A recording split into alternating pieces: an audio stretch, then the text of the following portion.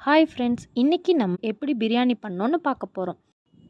இப்போது நான் 2.5 கிலோ பிரியாணி பண்ண போகிறேன். 2.5 கிலோவுக்கு 2.5 கிலோ ஜீரக சம்பா அரிசியும் 2 கிலோ மட்டன் எடுத்திருக்கேன். இப்போது பிரியாணி செய்கிறதுக்கு தேவையான பொருளெல்லாம் நான் எடுத்து வச்சுட்டேன்.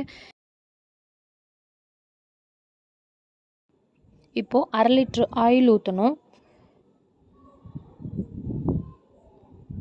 ஆயில் ஊற்றுனதுக்கப்புறம் 100 கிராம் நெய் சேர்த்துக்கணும். நான் இப்போ என்ன பண்ணுறேன்னா 50 கிராம் மட்டும் இப்போ சேர்த்திக்கிறேன்.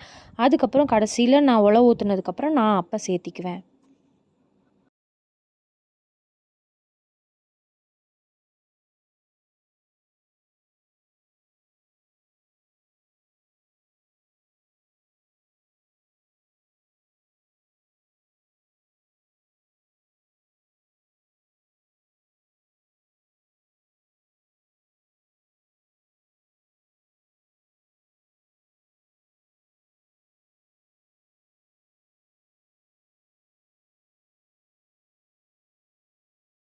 இப்போது பட்டை, கிராம்பு, ஏலக்காய் சேர்த்துக்கலாம்.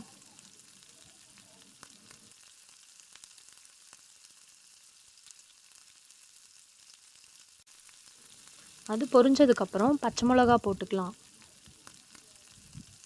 பச்சை மிளகா வணங்கினதுக்கப்புறம் வெங்காயம் சேர்த்துக்கலாம். அது நல்லா வணக்கி விட்டுக்கணும்.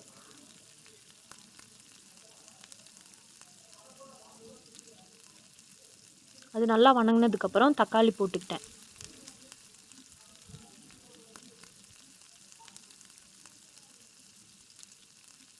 வெங்காயம் போட்டதுமே கொஞ்சம் உப்பு போட்டுக்கோங்க, அப்போ தான் நல்லா வணங்கும்.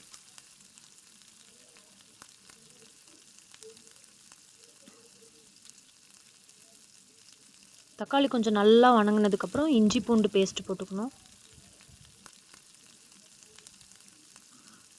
நான் வந்து 1/4 கிலோ இஞ்சி 1/4 கிலோ பூண்டு எடுத்திருக்கேன். எல்லாருமே இஞ்சி கொஞ்சம் பூண்டு கம்மியாக எடுப்பாங்க, ஆனால் நான் 2ம் சம அளவு எடுத்திருக்கேன். அதுக்கப்புறம் பட்டை, கிராம்பு, ஏலக்காய் பவுட்ரு போட்டுக்கலாம். ஒரு பெரிய ஸ்பூனில் 2 ஸ்பூன் போட்டால் கரெக்டாக இருக்கும்.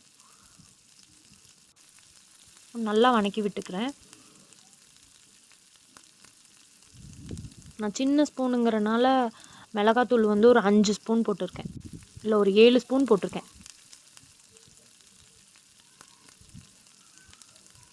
நல்லா வணக்கி விட்டுக்கணும். அதுக்கப்புறம் புதினா, கொத்தமல்லி தழை போட்டு சேர்த்து வணக்கிக்கலாம்.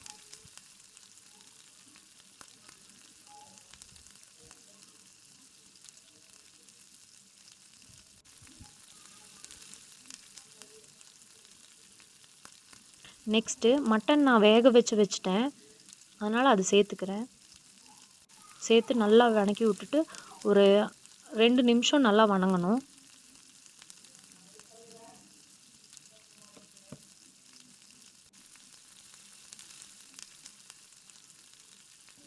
மட்டன் நல்லா வணங்கினதுக்கப்புறம் நான் அரிசி வந்துட்டு 2.5 கிலோ 2 பாத்திரத்தில் வந்து நான் அளந்து வச்சுருந்தேன். அதுக்கு வந்து 4 பாத்திரம் தண்ணி வந்து உலை கொதிக்க வச்சுருந்தேன். அது கொதிச்சிருச்சு. இப்போ அதை எடுத்து நான் ஊற்றிக்கிறேன். மட்டன் போட்டப்பவே தயிர் போட்டிருக்கணும், நான் அது மறந்துட்டேன், அதனால் இப்போ நான் கலக்கிக்கிறேன். அப்புறம் உலை கொதிச்சிருச்சு. அப்புறம் அரிசி போட்டாச்சு.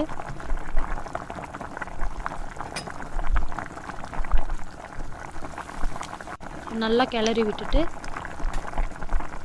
எலுமிச்சம்பழம் பிழிஞ்சுக்கிறேன்.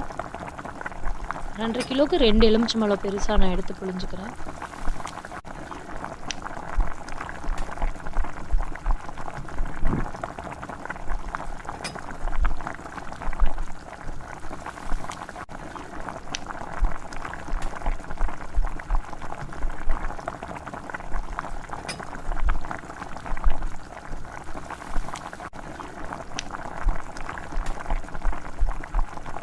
இப்போ மீதி இருக்கிற நெய் எடுத்து ஊற்றிக்கிறேன்.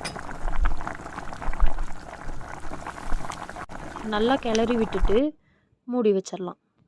நெக்ஸ்ட்டு ஒரு 5 நிமிஷம் கழித்து எடுத்து கிளறிட்டேன்.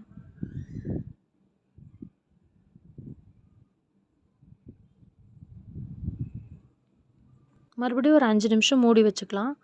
அப்புறம் மறுபடியும் எடுத்து ஓப்பன் பண்ணி கிளறி விட்டுட்டு அடுத்து தம் போட்டுடலாம்.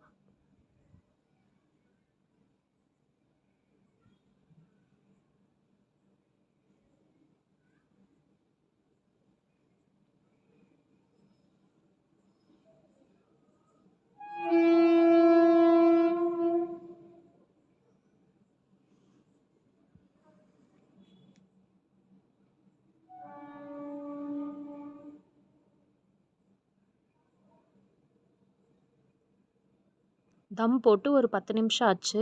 இப்போ பிரியாணி ரெடி ஆயிடுச்சு. கிளறி நம்ம இன்னும் சர்வ் பண்ண வேண்டியது தான். ஃபஸ்ட்டு டேஸ்ட்டு எங்கள் வீட்டுக்காருக்கு தான் கொடுத்தேன். அவர் சாப்பிட்டு என்ன சொல்கிறாருன்னு பார்க்கலாம்.